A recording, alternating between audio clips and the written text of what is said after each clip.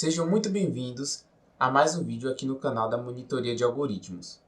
Eu me chamo Luiz Fernando e sou monitor da disciplina de Algoritmos e Programação 1.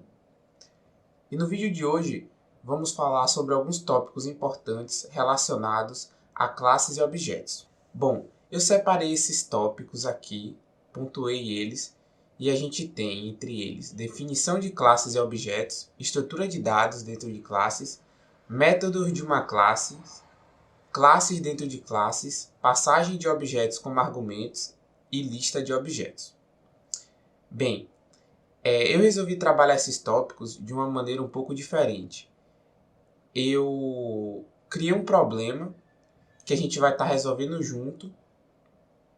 E nesse problema, ele meio que foi dividido em partes. E cada parte eu trabalho cada um desses tópicos. Alguns juntos, outros separados, mas é como se fosse um problema grandinho, que envolve vários problemas menores. Bem, aqui a gente tem a primeira parte do problema, né? Que é como se fosse uma introduçãozinha, que é a seguinte: uma lojinha está pensando em utilizar classes e objetos para armazenar alguns dados de seus clientes. Para isso, ela conta com sua ajuda para alcançar esse objetivo.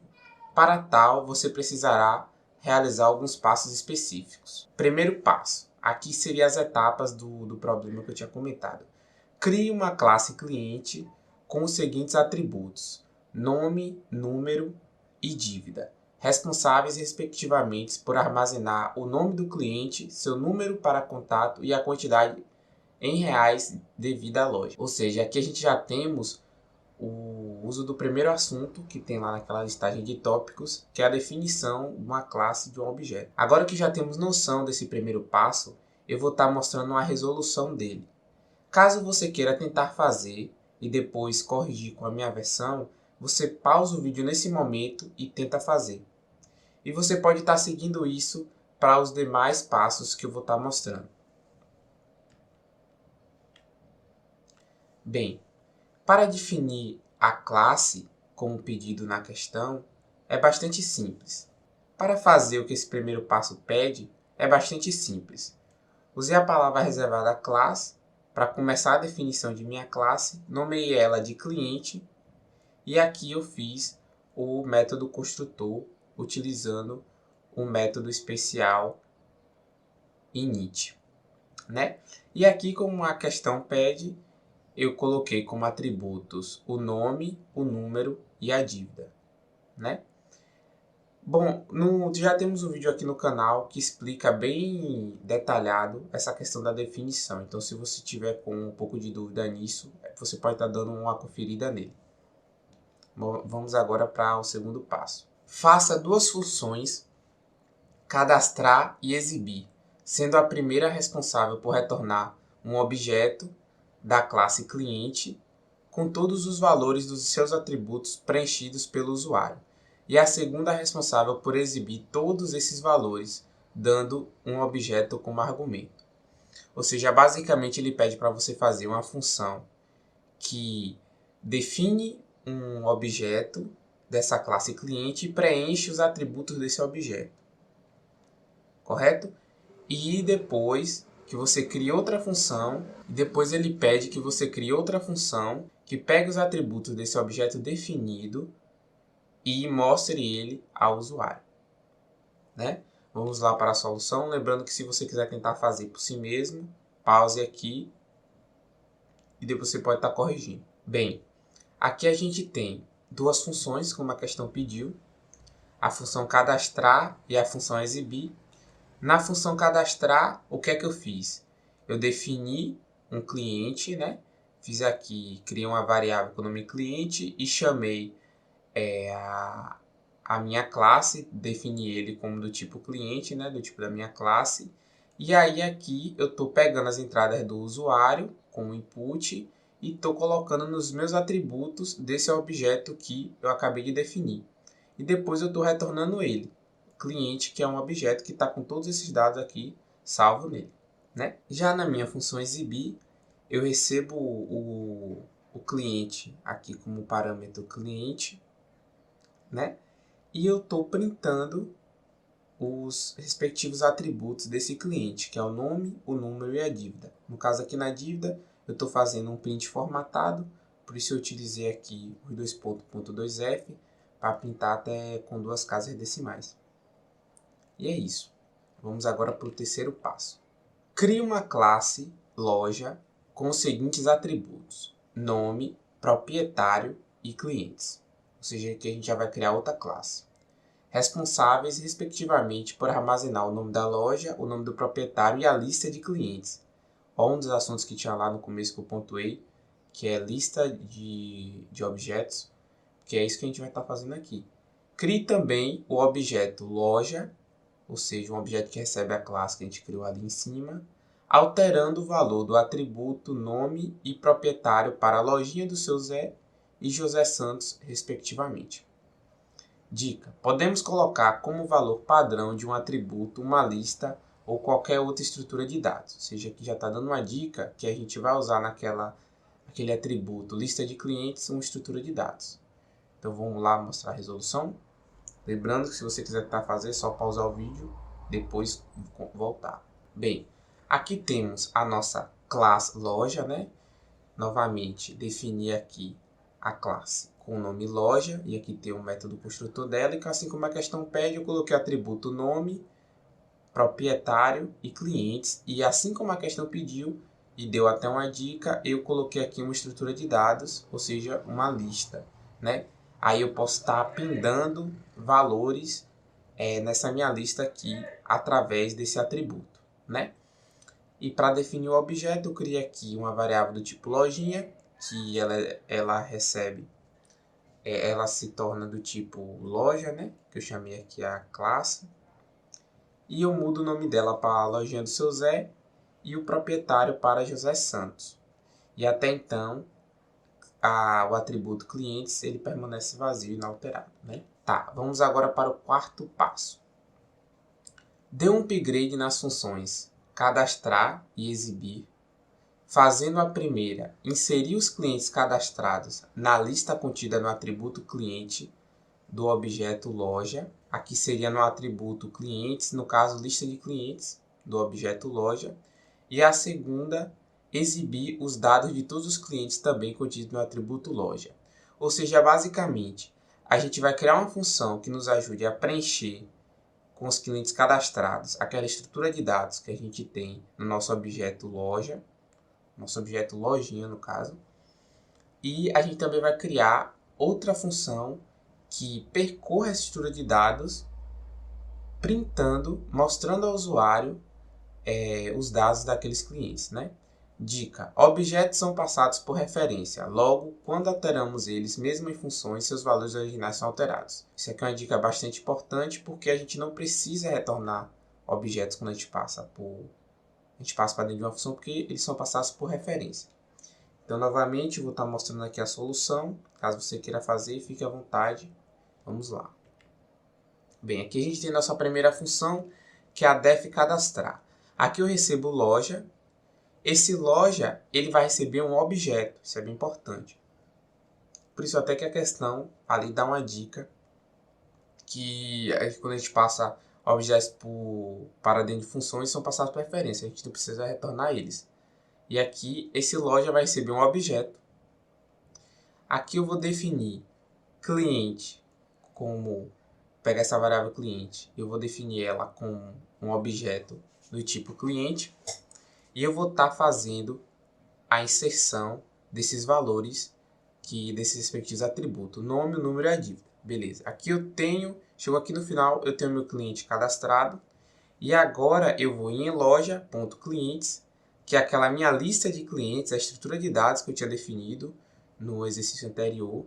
E eu vou estar appendando nela o meu cliente que eu acabei de registrar aqui. E aí eu não preciso retornar nada, porque assim como a dica falou, é tudo por referência. Aqui é o seguinte, se você parar para pensar, o que ele faz aqui primeiro? Ó? Ele pega o objeto loja, que eu passei aqui como parâmetro, ele pega o objeto loja, acessa ele. Dentro dele eu vou acessar o quê? Clientes.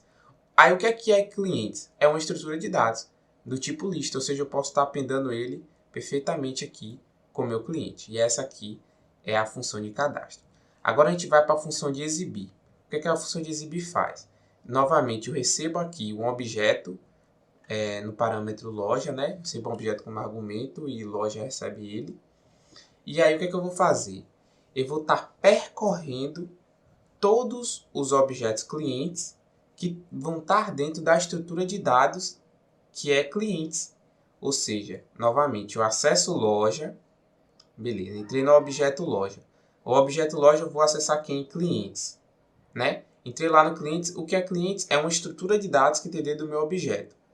E assim como eu consigo percorrer uma estrutura de dados elemento a elemento utilizando for, eu estou fazendo exatamente aqui. A diferença é que eu estou acessando pelo objeto a minha estrutura de dados. E aí, a cada repetição, o cliente vai estar recebendo um dos clientes que vai estar dentro da lista de clientes aqui, que é a minha estrutura de dados, né?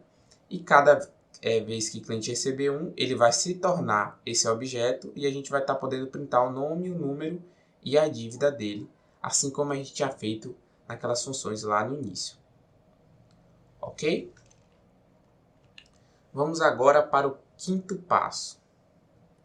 Crie um método na classe cliente responsável por, dado um valor passado como argumento, subtraia da dívida do cliente em questão o valor passado. Ou seja, é basicamente uma função para um método no caso, porque ele vai estar dentro da classe, para a gente estar reduzindo a dívida do cliente, né? Para isso, você precisa saber de duas coisas antes. Um método é uma função definida dentro do escopo de uma classe. Ou seja, o que é um método? É literalmente o que falou aqui. A gente vai definir uma função, só que essa função ela vai estar dentro definida do escopo. O que é escopo, se você não sabe?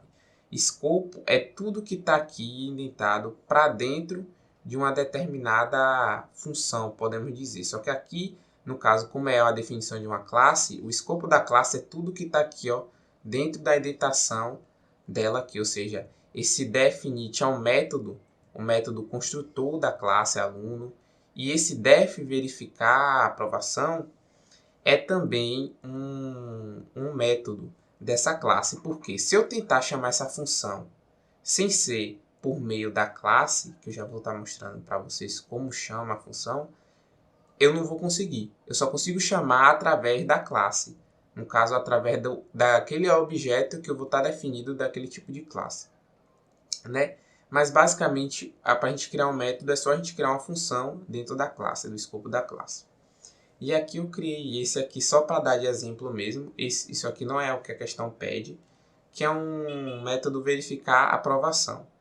Aí ele vai receber self, ou seja, o próprio objeto, vai acessar a média do objeto. Se essa média for maior ou igual a 7, ele vai retornar true, senão ele vai retornar false. Aqui, continuando com a dica, né, que a questão dá, é chamado assim como um atributo de uma classe, sendo possível, assim como uma função normal, também passar argumentos. Além disso, ele também pode retornar, como vocês viram ali, ou seja, você pode passar argumentos, você pode retornar. No caso aqui, se por exemplo eu necessitasse de outros valores aqui, eu podia colocar self, vírgula, valor 1, vírgula, valor 2, vírgula, valor 3, quantos dados forem necessários para eu estar utilizando dentro da minha função. E eu posso trabalhar livremente com eles dentro da função.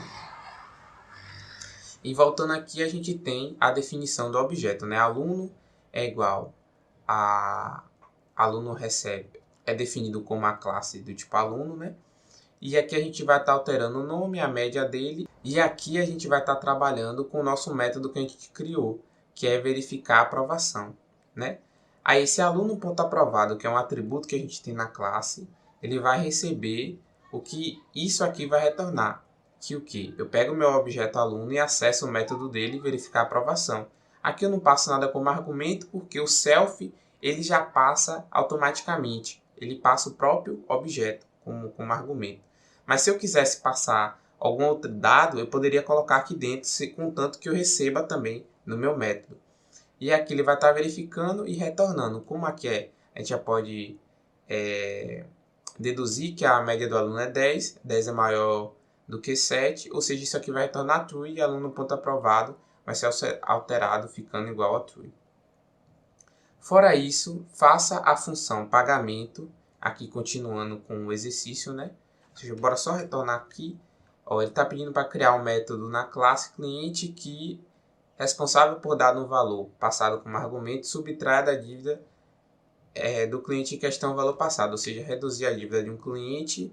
E aqui, além disso, ele pede, faça a função pagamento que, dado o nome de um cliente e um valor, faça uso desse método para atualizar a dívida do cliente, a diminuindo. Ou seja, isso aqui vai ser meio que uma função que vai fazer uso do método da classe, né? Uma função para perguntar ao usuário quanto é que vai diminuir desse valor. Então, novamente, se você quiser tentar resolver, fique à vontade, vou estar prosseguindo aqui com a resolução. Bom, aqui a gente tem na nossa classe cliente já o método definido subtrair dívida, que ele recebe o próprio objeto e o valor, que é algum valor que é passado como argumento e recebido aqui no parâmetro valor, né? E aqui a gente tem self.dívida, ou seja, esse atributo aqui a gente torna a chamar, porque a gente tem um self aqui, a gente chama ele self.dívida menos igual, ou seja, a gente vai diminuir ele pelo valor que a gente passou como objeto da subtração, né? E aqui a gente tem a nossa função busca, que o que é que ela faz? A gente passa para ela como objeto a loja que a gente quer procurar o cliente. No caso a gente só tem uma, provavelmente a gente vai passar ela, né? Mas aqui vai ser um objeto do tipo loja e aqui vai ser o nome do cliente, né? Aí o que aqui a gente vai fazer? A gente vai fazer aquele mesmo esquema bem parecido com o de mostrar os dados dos clientes, né? Só que aqui a gente vai estar utilizando para procurar, mas é bem semelhante. Para cada cliente em loja.clientes, ou seja, naquela estrutura de dados, se cliente.nome for igual a nome, retorne cliente. Ou seja, isso aqui tudo é para a gente meio que localizar o cliente que a gente quer reduzir a dívida dele, né? E aqui, continuando, a gente tem a nossa função pagamento, que ele recebe a loja, né?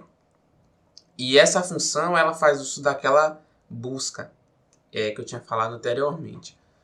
E aqui a gente tem, pede o nome do cliente, pede também o pagamento que ele fez, busca o cliente em loja, depois de percorrer, aí o cliente vai receber o resultado da busca e depois ele executa o método cliente.subtrair dívida, passando como argumento o pagamento que o usuário preencheu aqui em cima. Ou seja, bem simples mesmo, dá para utilizar para bastante coisa. E é isso, gente. Nada muito complexo, é um problema bastante simples. Se você souber usar essas peculiaridades de classes e objetos, você consegue estar resolvendo problemas parecidos muito de boa.